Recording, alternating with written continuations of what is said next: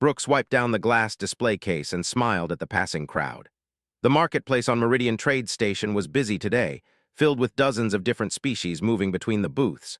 Some walked on 2 legs, others on 4 or 6. Some had scales, some had fur, and a few glowed softly in colors still didn't have names for. She had lived most of her 16 years on stations like this one. Her father, Daniel Brooks, was a trader who specialized in Earth artifacts and goods.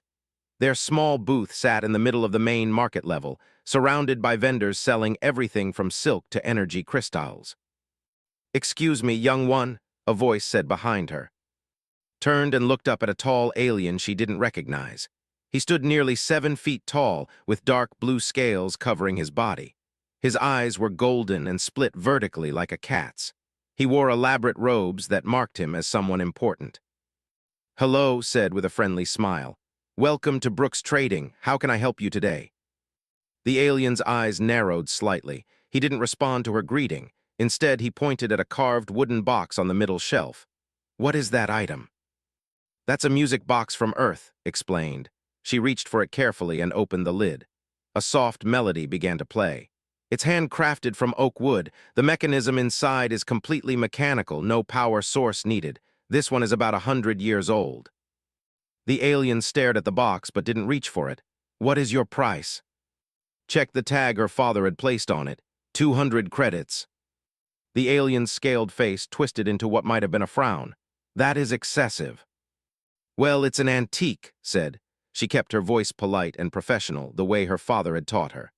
"Items from Earth are pretty rare out here, but I can offer you 15% off if you're interested in buying more than one item." The alien made a sound that was almost a hiss. "I did not ask for your opinion, juvenile. Where is the adult who manages this establishment?" Blinked. She had dealt with rude customers before, but something about this one felt different. "My father is the owner, but he's meeting with another client right now. I can help you with anything you need, or you can wait about 10 minutes for him to return." "You dare speak to me without permission?" The alien's voice grew louder. Several nearby vendors turned to look. "Do you not know who I am?" Set the music box down gently. "I'm sorry, sir, but I don't. This is a trade station. We get visitors from hundreds of worlds. If you could tell me what you're looking for, I'd be happy to help." The alien drew himself up to his full height. "I am ambassador of the High Council. In my culture, a child does not address an elder directly. You have insulted me greatly." Felt her stomach tighten. She had heard about them before. They were a proud species with strict rules about hierarchy and respect. But this was a neutral trade station, not space. Different rules applied here. "I apologize if I offended you, Ambassador," said carefully. "But on this station, all customers are treated the same way. I meant no disrespect. Would you prefer to wait for my father?" His golden eyes blazed. "You continue to speak. Your kind truly has no understanding of proper behavior." Other traders were watching now. A few had stopped their own work to observe the scene. Could see a merchant 2 booths down tilting her insect-like head in their direction. A family had paused mid-step to watch. Took a slow breath. Her father had taught her to stay calm in difficult situations. "Sir, I'm just trying to help you. If you want to file a complaint about me, you can speak to Station Commander Mitchell. His office is on level 3. "A complaint?" Laughed, but it wasn't a pleasant sound. "You think I would waste the commander's time on a matter this simple? No, you must learn your place." He stepped forward and instinctively took a step back. Her hip bumped against the counter behind her. There was nowhere else to go. "Ambassador, please," said. Her heart was beating faster now. "I don't want any trouble." "Then you should have kept silent when your betters were speaking." His hand shot out faster than expected. His scaled palm struck her across the face with enough force to snap her head to the side. The sound echoed through the marketplace like a crack of thunder. For a moment, everything stopped. Stumbled but caught herself against the counter. Her cheek throbbed with sharp pain, and she tasted blood from where her teeth had cut the inside of her mouth. The marketplace had gone completely silent. Every conversation stopped. Every vendor and customer turned to stare. Touched her lip and felt wetness. When she looked at her fingers, they were red with blood. She stared at it for a second, her mind trying to process what had just happened. Stood over her, his chest heaving slightly. He seemed satisfied with himself. "Perhaps now you understand," he said coldly. When an elder speaks, a child listens. This is the natural order. Slowly raised her head and looked at him. Her face hurt and her ears were ringing slightly, but her mind was surprisingly clear. She wasn't crying. She wasn't screaming. She felt something else instead, something cold and focused settling into her chest. She had been hit harder than this during sparring practice with her father. Earth children learned early how to handle pain. Living on a meant your body learned to be tough and had spent years training in self-defense. This hurt, yes, but it wasn't going to stop her. Straightened up slowly and set down the artifact she had been holding with careful precision. Her hands weren't shaking. She wiped the blood from her lip with the back of her hand and kept her eyes locked on space. The ambassador was watching her with what might have been surprise. He had probably expected her to collapse or run away crying.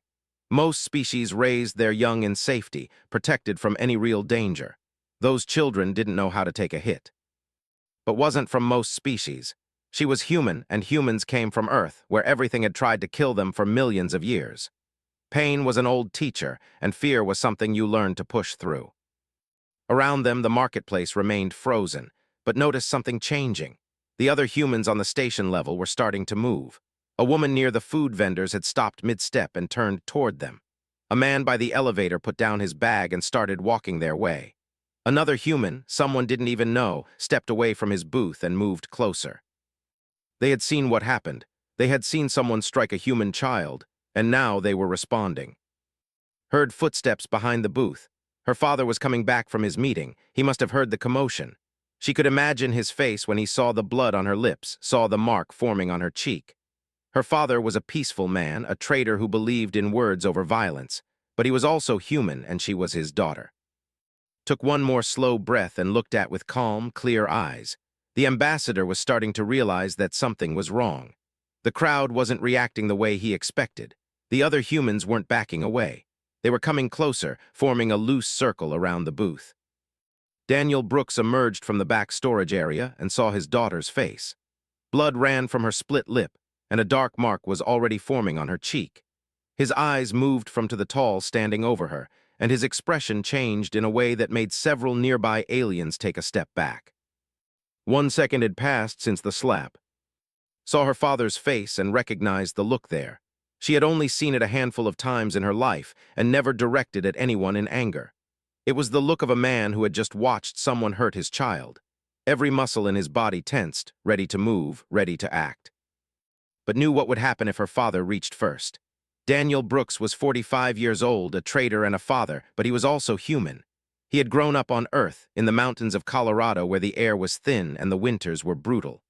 He was stronger than he looked, and right now, he wasn't thinking about diplomacy or consequences. 2 seconds. Lifted one hand toward her father. "I've got this, Dad," she said quietly. Her voice was steady despite the blood on her lips. Daniel stopped moving forward, but his eyes never left. He said, and there was a warning in his voice that wasn't meant for her. Around them, more humans had arrived. Commander Mitchell was pushing through the crowd, his hand on his communicator. 2 security officers followed behind him, but they weren't moving fast enough. The other human traders and residents on the station level had formed a loose perimeter around the booth. They weren't threatening anyone, but they were there, present and watching. 3 seconds. Had been 7 years old when her father first taught her to fight.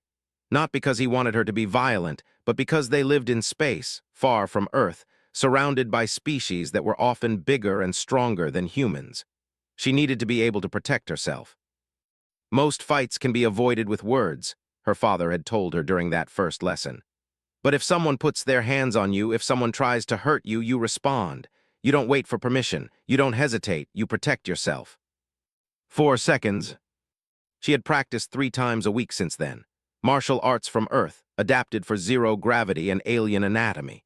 Her instructors had been human security officers and ex-military personnel who worked on various stations. They taught her that size didn't matter as much as speed and precision. They taught her where every species had vulnerable joints and pressure points. They taught her control. 5 seconds. Was watching the crowd with growing confusion. He had expected fear or submission. Instead, the humans were calm, almost eerily so. Their faces showed no rage, no wild emotion. They simply stood there waiting like predators deciding whether to act. You should leave, said Tu. She kept her voice level. Right now, before this gets worse. The ambassador's scales rippled with indignation. You threaten me? A child threatens an ambassador of the council. 6 seconds. Took one step forward. She moved slowly, deliberately, keeping her center of balance low. Her father had taught her this too. Never rush. Never let anger control your movements. Stay calm, stay focused, and do exactly what needs to be done. I'm not threatening you, said. I'm giving you a chance to walk away. Laughed. It was a harsh barking sound that echoed off the metal walls of the marketplace. Ridiculous. Your species is weak. Everyone knows this. You have no natural weapons, no armor, no strength beyond your pathetic technology. And you, child, think you can challenge me. 7 seconds. Remembered a conversation from 2 years ago. She had asked her father why humans were allowed on the Galactic Council if they were so weak compared to other species. Daniel had smiled and said something that stuck with her. We're not weak, we're from Earth. Most species evolved on worlds where the weather was mild and the predators were few. Earth tried to kill us every single day.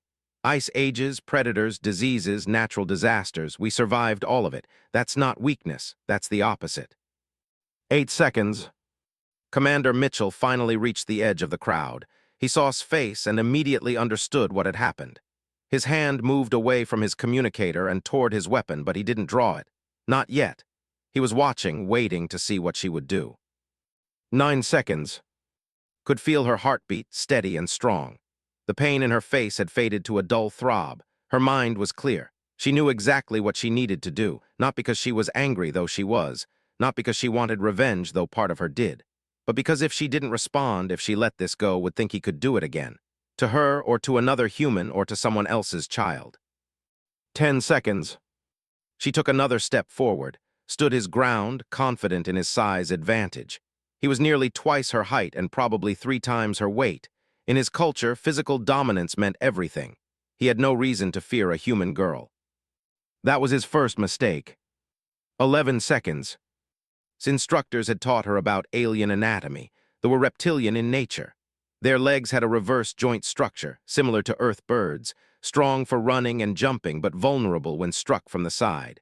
Their center of mass was high because of their long torsos, easy to unbalance if you knew where to hit. 12 seconds. Moved, not in anger, not in rage, but with precise, practiced efficiency. Her first strike targeted his right knee joint. She put her full weight behind it, hitting exactly where the joint bent sideways. There was a sound like cracking wood, and his leg buckled. 13 seconds. The ambassador started to fall, his golden eyes wide with shock. He hadn't expected speed like that from someone so small. He tried to catch himself, but was already moving again. Her second strike caught him in the center of his chest, right where his ribs connected. The impact drove the air from his lungs. 14 seconds. Hit the ground hard. The marketplace echoed with the sound of his body striking the metal floor. He gasped for air, his chest heaving. His right leg was bent at an angle that looked wrong, and his face showed complete confusion. 15 seconds.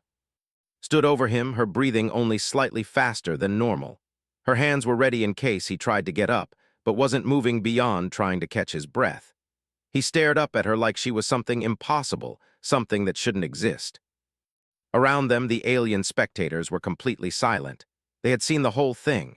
A human child had just disabled a full-grown ambassador in 2 moves. Some of them had never seen humans fight before. They were learning something new. 16 seconds. The human crowd hadn't moved. They stood in their loose perimeter, still calm, still watching. This wasn't pack behavior or mob mentality. This was something else. This was a species that protected its own, that responded to threats with collective awareness. One human had been hurt, and every other human in the area had responded instantly. 17 seconds. Looked down at and did something that confused the ambassador even more. She offered him her hand. Not in aggression, not in mockery, but as a genuine offer to help him up. First rule of Earth, said clearly, loud enough for everyone watching to hear. Never hit someone's kid. 18 seconds. Stared at her extended hand but didn't take it. He was still processing what had happened. He had struck a child expecting submission, expecting tears, expecting fear. Instead, she had responded with controlled violence and was now offering him help. Nothing in his culture had prepared him for this. 19 seconds. Commander Mitchell pushed through the crowd and stepped between, and he looked at the girl first. Are you all right? Nodded. Yes, sir. He hit me first. Security footage will show it. Mitchell's jaw tightened, but he nodded. He had already assumed as much. He turned to who was still on the ground, clutching his knee. Ambassador, you're under arrest for assault of a minor. You have the right to diplomatic counsel, but that won't change what I saw and what the cameras recorded. 20 seconds.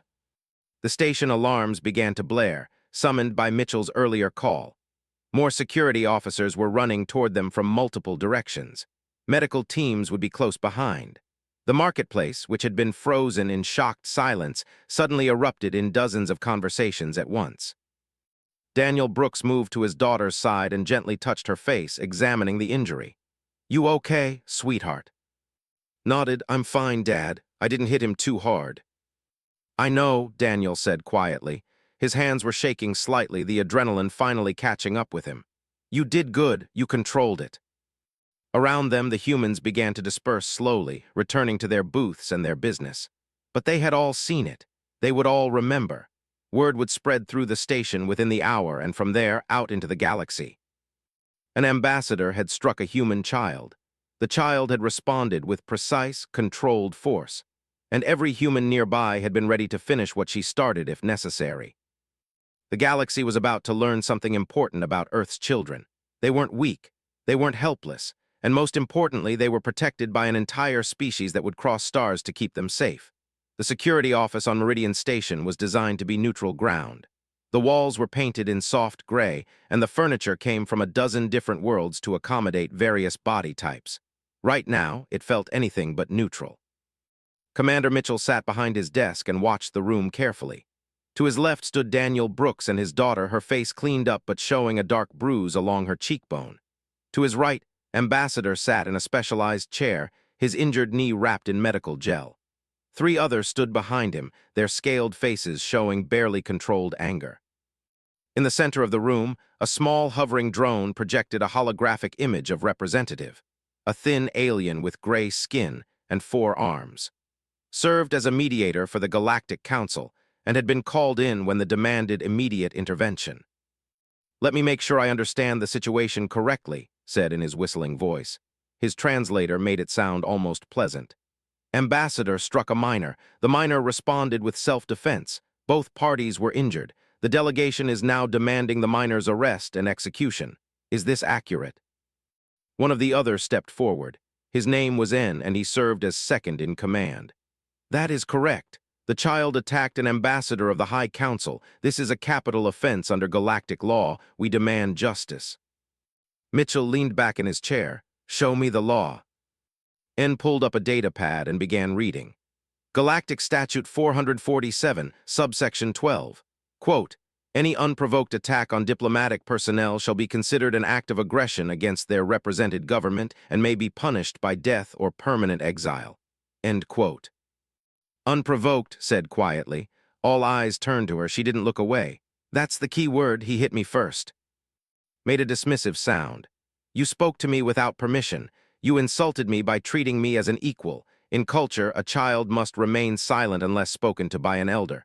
Your words were the first act of aggression. Opened her mouth to respond, but her father gently put a hand on her shoulder. Daniel looked at the delegation with cold eyes. We're not on your ambassador. This is a neutral station. Your cultural rules don't apply here. Culture is not a shield for violence, N said sharply. Your child struck our ambassador. She must face consequences. Mitchell tapped his desk, and a large holographic display appeared in the center of the room. Then let's review the evidence. His voice was calm, but there was an edge to it that made several people in the room shift uncomfortably. The hologram showed security footage from the marketplace. The image was clear and detailed, recorded from 3 different angles. Everyone watched in silence as the scene played out again. Serving customers, approaching, the conversation, polite responses, growing anger. Then the slap. The sound was loud even through the speakers, his head snapping to the side, blood on her lips. Mitchell paused the footage.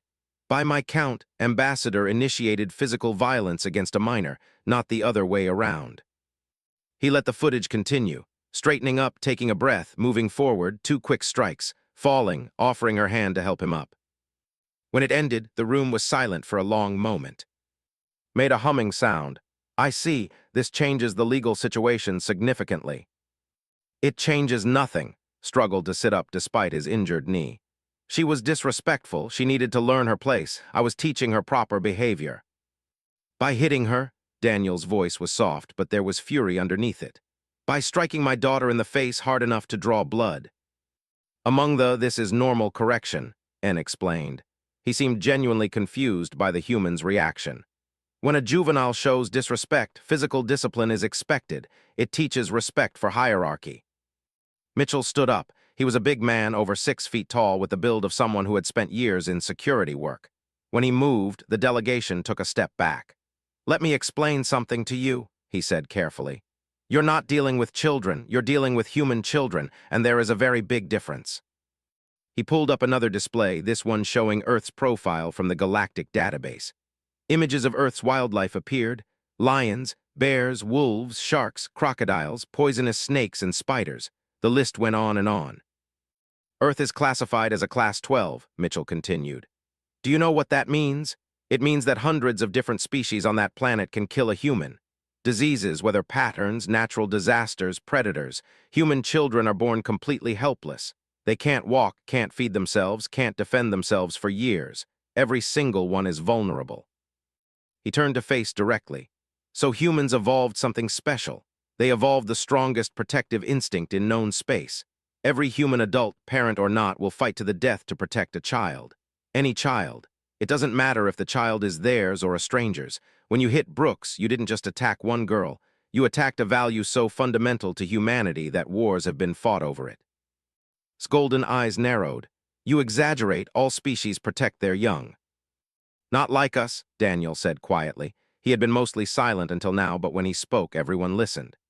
"I've been a trader for 20 years. I've visited 40 different worlds. I've seen how other species raise their children. Protected environments, safe spaces, controlled exposure to danger. Earth didn't give us that luxury.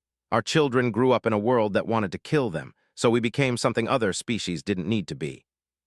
We became absolutely, completely, fundamentally protective." He stepped closer to the delegation. "If hadn't stopped me, if she hadn't handled it herself, I would have done worse than break your knee. And I'm not a soldier. I'm not trained for combat. I'm a peaceful trader. But you hit my child, and something in me would have torn you apart without a second thought." Made another humming sound. "I have studied humans briefly. What he says is supported by historical data. The humans have fought wars over threats to their children. Entire civilizations have been destroyed for crimes against minors."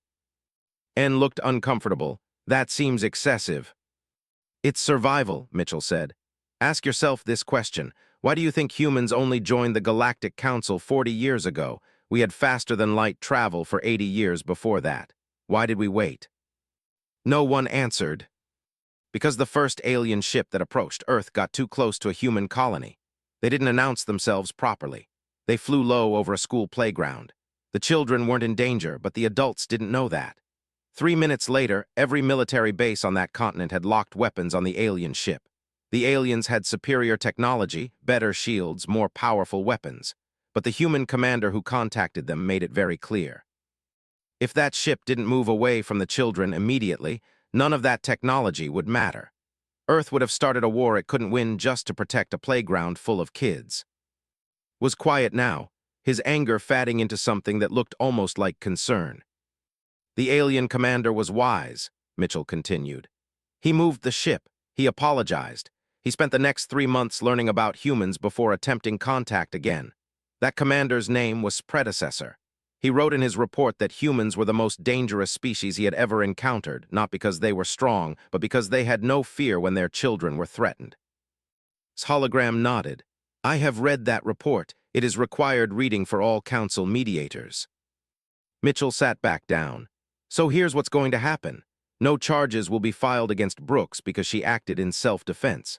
The footage clearly shows ambassador-initiated violence. However, I'm willing to not press charges against the ambassador either, despite the fact that he assaulted a minor on my station." Looked up sharply. "You would let this matter drop?" "On one condition," Mitchell said. "You and your entire delegation attend a mandatory cultural briefing about humans. 3 sessions, 3 hours each. You will learn why what you did was not just illegal, but fundamentally wrong by human standards. And you will issue a formal apology to Brooks and the human community on this station. N stepped forward. The ambassador will not apologize to a child. This is beneath his dignity. Then he'll spend the next 6 months in station detention while we sort out the legal issues, Mitchell said flatly. Because I guarantee you, if this goes to a galactic court, the humans will bring witnesses. We'll show the footage to every member world. We'll explain exactly what happened. And I promise you they will not like the result. And N exchanged glances. They were beginning to understand the situation they had created. This wasn't just about one girl or one incident.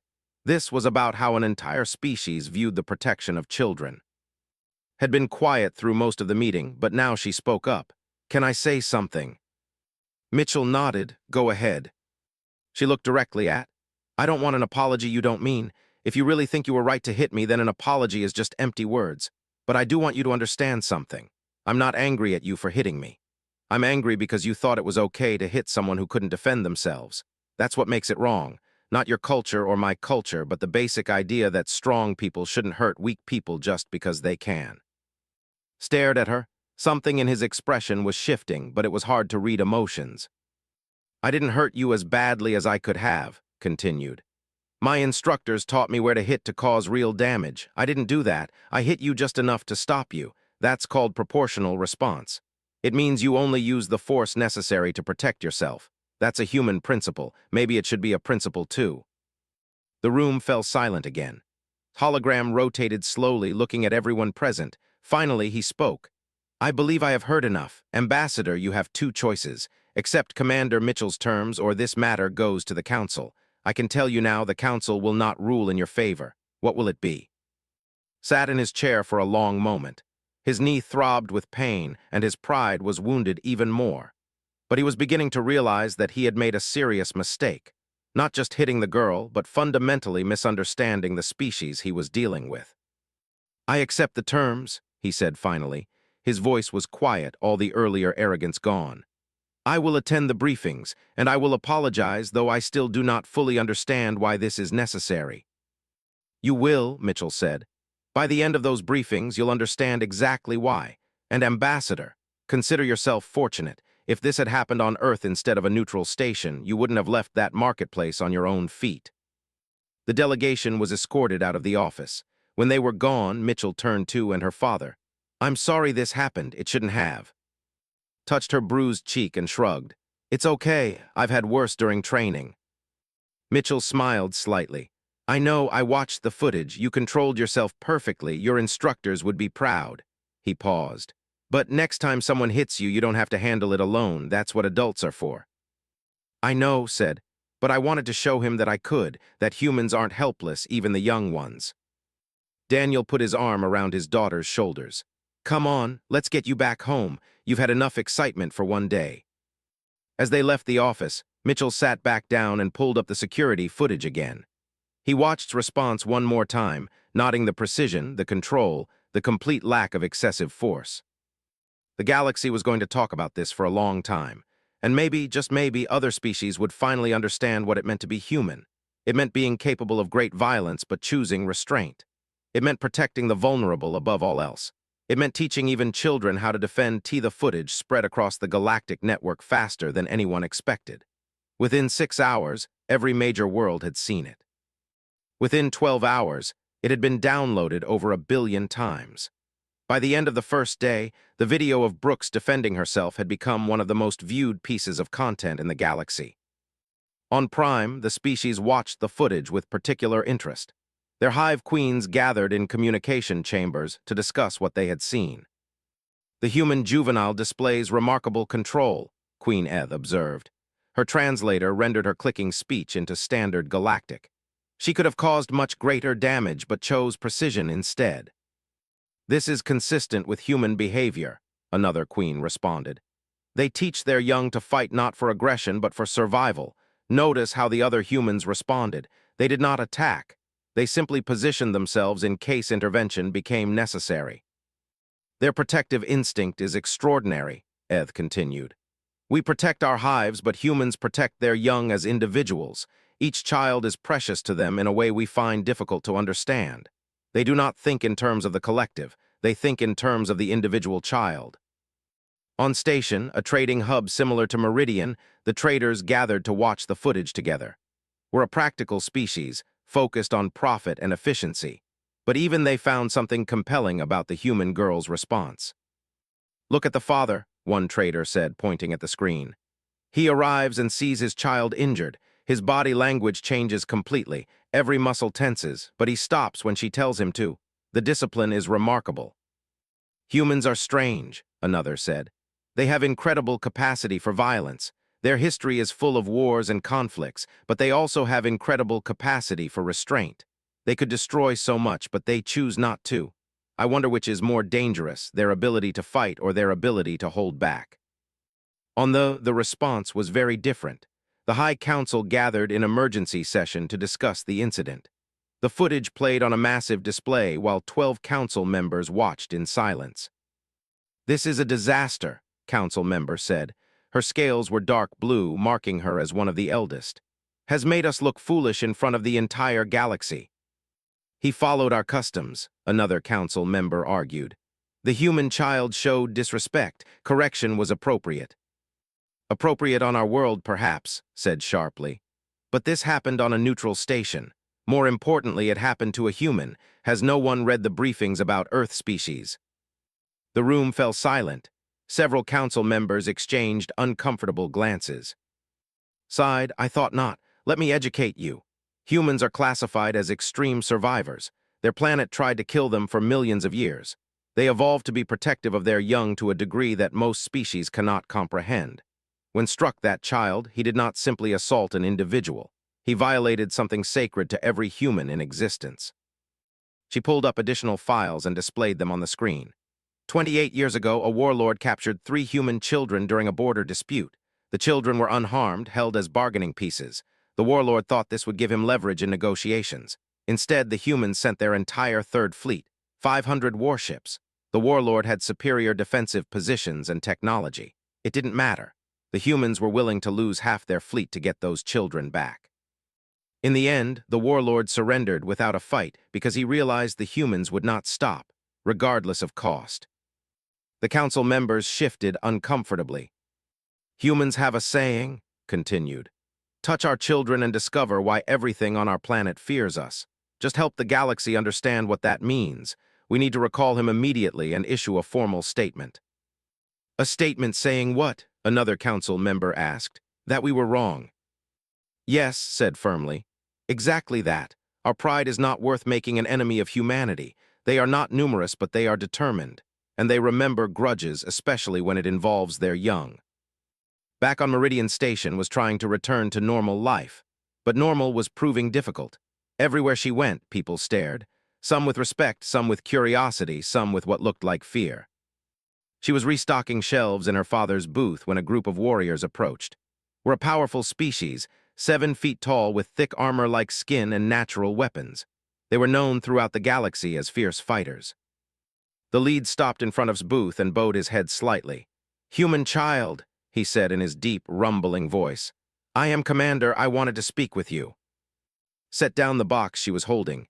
"Hello, Commander. How can I help you?" "You cannot help me," said. "I came to offer respect. I watched the footage of your encounter with you fought with honor. You used only the force necessary. You offered mercy when you could have shown cruelty. This is the mark of a true warrior." Felt her face flush. "I'm not a warrior, I just defended myself." "That is what all great warriors say," replied. "Among my people, we test our young in combat to prepare them for life. We thought we were the only species who understood this necessity. Now we see that humans also understand. Your father taught you well." One of the others stepped forward. "We have a saying among our people. A parent who does not teach their child to fight does not truly love them because they have not prepared them for a harsh universe. Humans understand this truth." Didn't know what to say. She had never thought of her training as anything special. It was just something her father insisted on, a way to keep her safe. But these warriors saw it as something significant. "Thank you," she said finally. "That means a lot." The bowed again and left. Over the next few hours, more visitors came. Some were other humans, telling she had made them proud. Some were aliens who wanted to understand why the humans had reacted so strongly. A few were parents from other species, asking if human training methods could be adapted for their own children. By the end of the day, was exhausted. She sat behind the counter and rubbed her temples while her father closed up the booth. "This is going to follow you for a while," Daniel said gently. "You've become a symbol." "I don't want to be a symbol," said. "I just want to run the booth and help customers and live a normal life." "I know," Daniel sat down beside her. "But sometimes life decides other things for us. What you did today, what you've done, it matters. Not just for you, but for every human in the galaxy. You showed them we're not helpless. You showed them we can defend ourselves even when we're young." Looked at her father. "Did I do the right thing? Should I have just let Commander Mitchell handle it?" "You did exactly right," Daniel said firmly. "You protected yourself with appropriate force. You didn't escalate beyond what was necessary. And you taught that ambassador a lesson he'll never forget. That's all any of us can ask." Later that evening, received a message on her personal communicator. It was from a she didn't recognize. The message was brief. "My name is Scholar. I teach relations at the Academy. I have been studying the footage of your encounter with Ambassador. My colleagues and I are trying to understand where our culture went wrong, how we failed to comprehend human values. Would you be willing to speak with us? We want to learn. We want to understand. Not to excuse what happened, but to prevent it from happening again. Please consider it. We will come to you on your terms at a time that suits you." Read the message twice, then she looked at her father, who had received a copy. "What do you think?" Daniel thought for a moment. "I think that's a scholar who understands they have something to learn. That's rare. Maybe this is your chance to do more than just defend yourself. Maybe you can teach them why it matters." Composed a reply. "I'll meet with you, but it has to be in the marketplace at my family's booth. If you're serious about learning, you need to come to where it happened." She sent the message and waited. 3 minutes later, a reply came back. "Agreed. We will arrive in 3 days. Thank you for this opportunity." In his quarters on the other side of the station, sat alone. His knee was healing, but slowly. The doctors said he would need another week of treatment, but the physical pain was nothing compared to the other feeling settling in his chest. Shame. He had read the reports. He had watched the footage from multiple angles. He had seen the responses from across the galaxy. The High Council had recalled him for disciplinary action. His career was effectively over. But more than that, he was beginning to understand what he had done wrong. He pulled up files about Earth and began reading. Images of human children appeared on his screen. Bobbies completely helpless, toddlers barely able to walk. Young ones learning to navigate a complex galaxy while still growing. He read about human history, about the wars fought to protect children, about the instincts that drove every human adult to defend the vulnerable. Had children of his own, 4 offspring, all grown now and successful in their own careers. He loved them in his way, but he had never considered their vulnerability as children. Young hatched with scales and claws, they could defend themselves within weeks. They didn't need the constant protection that human children required. For the first time, he tried to imagine what it would be like to have a child so vulnerable, so helpless, for so many years. To know that your offspring could be killed by simple environmental hazards that would not harm most species. To carry that fear every day and still raise them to be strong and capable. He understood now why Daniel Brooks had looked at him with such cold fury, why the other humans had moved into position, why herself had responded with such precision and control. He had attacked their most precious thing, their future, their hope, their children. And they had shown him mercy by not destroying him completely. Began composing a message, not the formal apology he would have to make as part of Commander Mitchell's requirements, but a personal one. He needed Brooks to know that he understood, that he had learned, that he would spend the rest of his life making sure other never made the same mistake. It wasn't enough, it could never be enough, but it was a start. Across the station, in 100 different quarters and booths and gathering places, people talked about what they had seen. The footage played again and again. Some saw it as entertainment. Some saw it as a lesson. Some saw it as a warning. 3 months had passed since the incident. The bruise on his face had faded completely, leaving no physical mark. But the event itself had left marks across the galaxy that would take much longer to fade. The marketplace on Meridian Station looked the same as always. Vendors called out their wares, customers browsed between booths, and the air hummed with the sound of a dozen different languages mixing together. But when walked through the crowds now, people moved aside slightly. Not in fear, but in respect. She was at her family's booth, arranging a display of earth crystals, when she saw them approaching. Three, moving carefully through the crowd. They were younger than their scales a lighter shade of blue. They wore simple robes without the elaborate decorations that marked diplomatic status. The lead stopped a respectful distance from the booth. "Brooks," he asked quietly. His translator rendered his voice as calm and scholarly. "That's me," said. She set down the crystal she was holding and studied the three aliens. "You must be Scholar." "I am," the confirmed. He gestured to his companions. "These are my colleagues, Scholar L and Scholar N. We teach at the Academy of Cultural Studies. Thank you for agreeing to meet with us." Notice that all three scholars kept their hands visible and moved slowly, deliberately. They were being careful not to seem threatening. "You wanted to ask me about what happened with Ambassador." "Yes," said. "But more than that, we want to understand why it happened. Not the physical events, those are clear from the footage. We want to understand the human perspective. Why the response was so strong. Why it matters so much to your species." Looked at her father, who was restocking shelves nearby. Daniel gave her a small nod of encouragement. She turned back to the scholars. "Okay, but I'm not a teacher. I'm just a kid who defended herself." "That is exactly why we need to speak with you," said. "You are not a diplomat trained in careful words. You are a human child who experienced something traumatic and responded authentically. Your perspective is more valuable than any official briefing." Gestured to some chairs near the booth. "All right, let's talk." The scholars sat down carefully, arranging their long limbs in ways that looked uncomfortable but kept them at eye level with.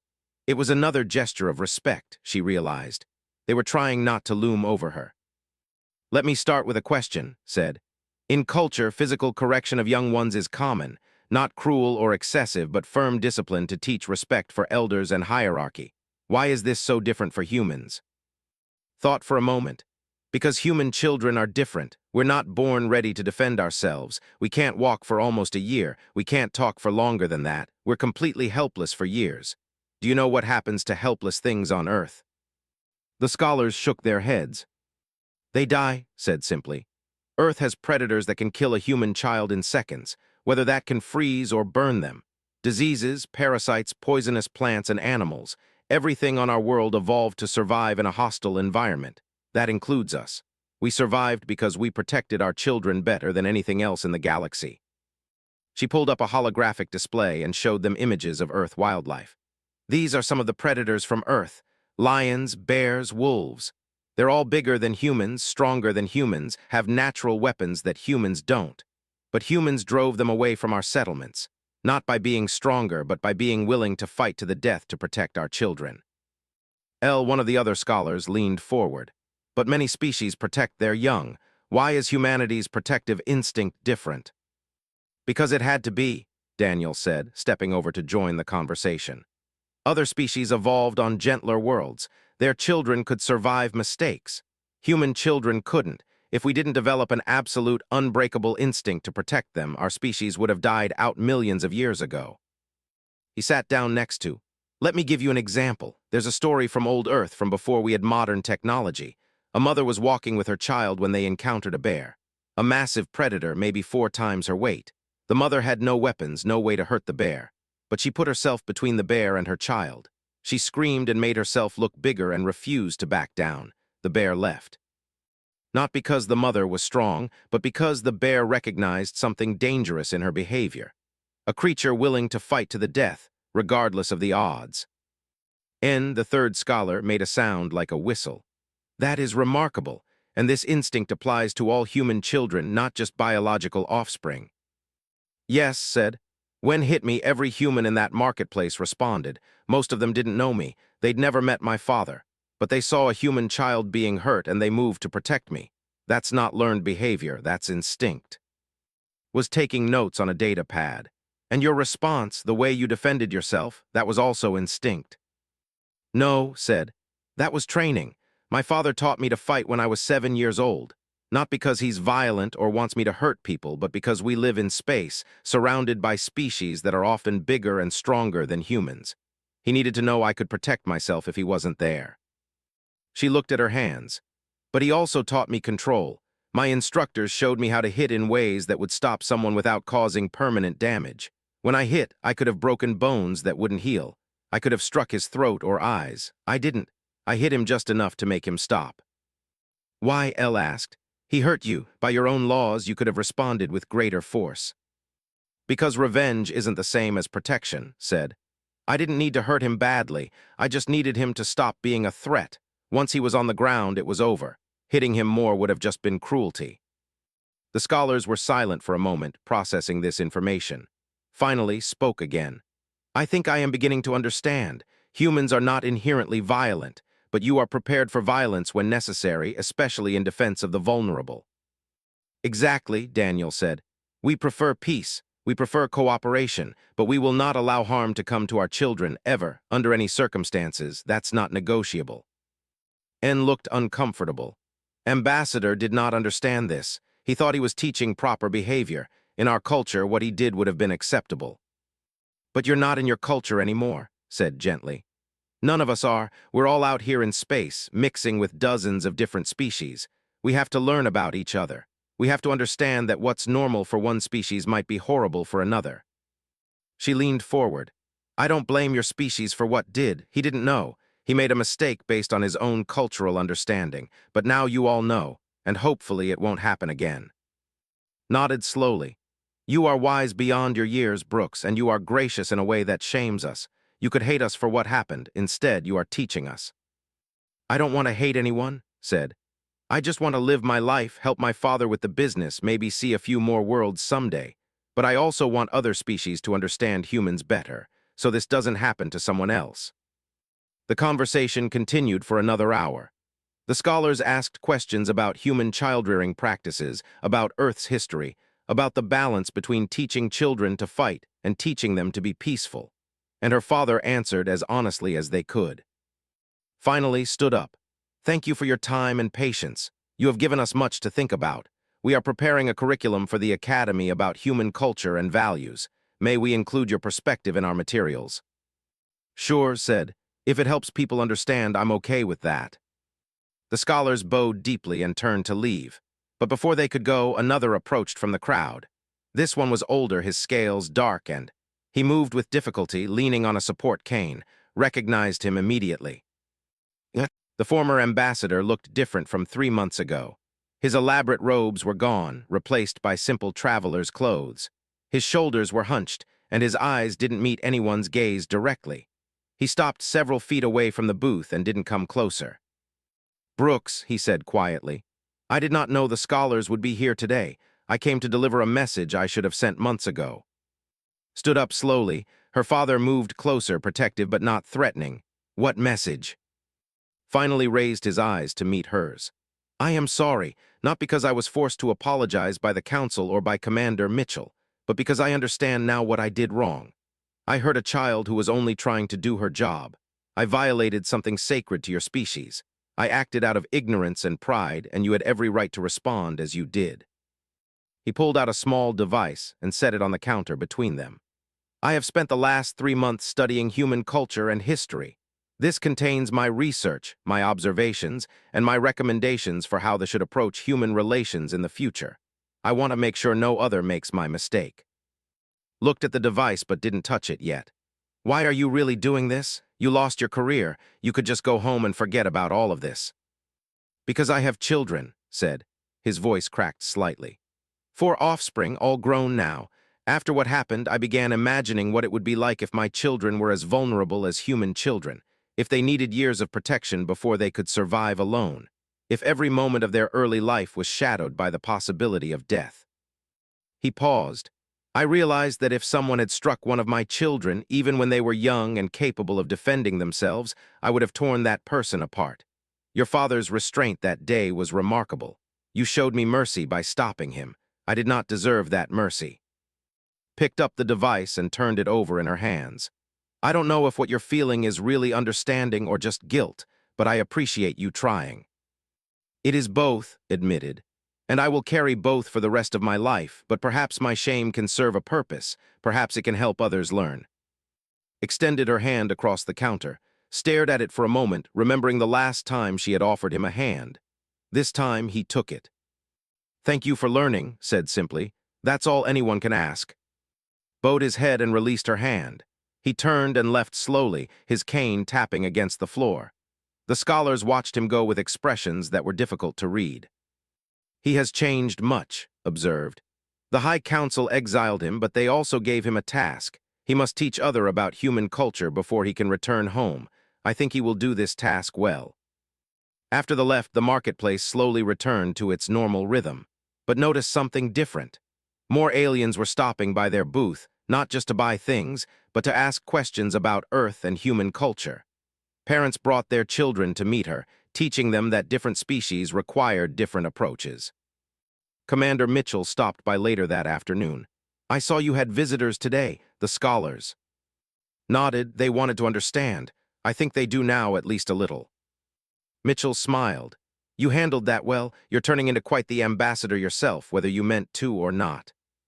"I'm just a trader's daughter," protested. "You're more than that now," Mitchell said. "You're a symbol of human resilience. You showed the galaxy that we're not helpless, even our young. You also showed them that we're not cruel. You could have hurt much worse, but you chose restraint. That's a lesson a lot of species need to learn." As the day ended and the marketplace began to close, stood at the booth and looked out at the crowd. Humans and dozens of other species all moving through the same space, all trying to coexist, to trade, to build relationships. A family approached, their young offspring curious about some Earth toys on display. The child was small, barely reaching his waist. Without thinking, knelt down to the child's eye level and showed them how the toys worked. The parents watched carefully at first, then relaxed when they saw gentle interaction. When the family left with their purchases, stood back up and found her father watching her with a proud expression. "What?" she asked. "You're good with all kids," Daniel said. "Not just human ones. That's what a lot of species don't understand about us yet. We don't just protect our own children. We're protective of all vulnerable beings. It's part of who we are." Thought about that? She remembered the warriors who had come to offer respect, the scholars who wanted to learn, even trying to make amends in his own way. They were all beginning to understand what it meant to have humans as neighbors in the galaxy. Not a species to be feared, but a species to be respected. Not because of strength or technology, but because of values. Values that said children mattered, that the vulnerable deserved protection, that might didn't make right, and that even in conflict, there were lines that shouldn't be crossed. As locked up the booth for the night, she touched her cheek where the bruise had been. The mark was gone, but the lesson remained. She had defended herself when necessary, but she had also shown mercy. She had been strong when she needed to be, but she hadn't let that strength make her cruel. That was what it meant to be human, and the galaxy was finally starting to understand. Commander Mitchell filed his final report on the incident that night. In his conclusion, he wrote, "Incident has resulted in improved cultural understanding between humans and recommend using this case as a teaching tool for all species entering human space. Key lesson: human children may appear vulnerable, but they are taught to defend themselves. More importantly, adult humans will respond to threats against children with absolute force if necessary. This is not aggression. This is protection. Understanding this distinction is critical for peaceful coexistence." He paused, then added one more line. "Note, Brooks demonstrated exemplary restraint and maturity. She represents the best of what humanity can be, strong when necessary, merciful when possible, and always willing to teach rather than simply punish. Other species could learn much from her example." He closed the report and looked out his window at the station. In the marketplace below, the lights were dimming as the day cycle ended. Somewhere down there, Brooks was probably heading home with her father, just another day in her young life. But she had changed things. In her own small way, by standing up for herself and choosing mercy over revenge, she had changed how the galaxy saw humanity. And that, Mitchell thought, was worth more than any diplomatic treaty. The galaxy was vast, full of thousands of species and countless individuals. They were all learning to live together, to understand each other, to find common ground despite their differences. Sometimes that learning came from formal education and careful diplomacy. Sometimes it came from years of patient cultural exchange. And sometimes it came from one brave girl who refused to accept being hit, defended herself with precision, and then offered her hand to help her attacker stand. The galaxy was learning, and humanity was teaching, one interaction at a time. but everyone saw the same thing. A human child, hurt and bleeding, standing up and defending herself with precision and control. And behind her, an entire species ready to do whatever was necessary to keep their children safe. The galaxy was learning, and they would not forget. Because Earth had demanded it. He closed the footage and made a note in his log. Incident resolved. No charges filed. Cultural education required for delegation. Recommend all council members review human protective protocols before diplomatic missions involving human populations. It wasn't much, but it was a start. The galaxy was learning, slowly but learning. Finally found his voice. "What are you?" he gasped. Looked down at him one more time before the medics arrived. "I'm human," she said simply, "and you just learned why we survived Earth." For just a moment, felt something almost like pity for the ambassador. He had no idea what he had just done. He had no idea what was about to happen next. She opened her mouth to speak, but then her father appeared beside her, and the look on his face made take an involuntary step backward. The next 20 seconds were going to change everything.